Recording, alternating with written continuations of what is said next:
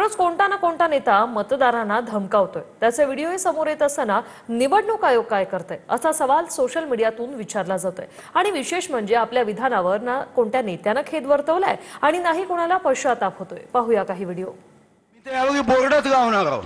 अरे मत टाकायचं काँग्रेसला आणि निवेदन घेऊन मग आमच्याकडे यायचं, तुम्ही काम करू नका, असा उफराटे धंदे करू नका। आज दुसरं काही करायचं नाही बघा।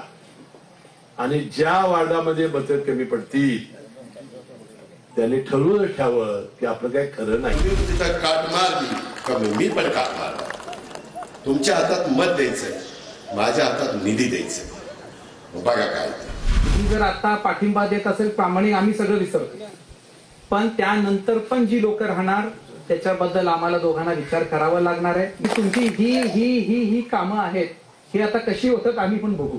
त्याच्यामुळे हे चालत नाही, हे बरोबर नाही।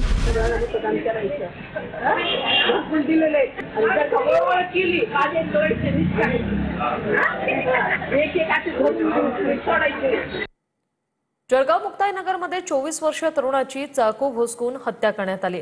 प्रेम प्रकरणातून तरुणाची हत्या झाल्याचा पोलिसांना संशय। या प्रकरणी 2 जण सध्या पोलिसांच्या ताब्यात आहेत। जमावाकडून संशयित आरोपींची गाडी फोडण्याचाही प्रयत्न करण्यात आलाय।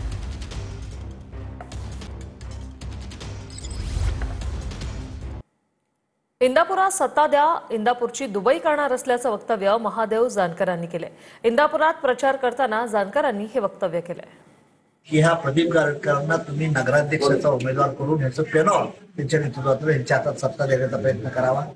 आम्ही इंदापूरची दुबई केल्याशिवाय राहणार नाही। इंदापूरचा डेव्हलपमेंटच्या दृष्टीनं, प्लॅनिंग करण्याच्या दृष्टीनं आम्ही कमी पडणार नाही, हे आपल्या इंदापूरवासींना विनंती करण्यासाठी मी आज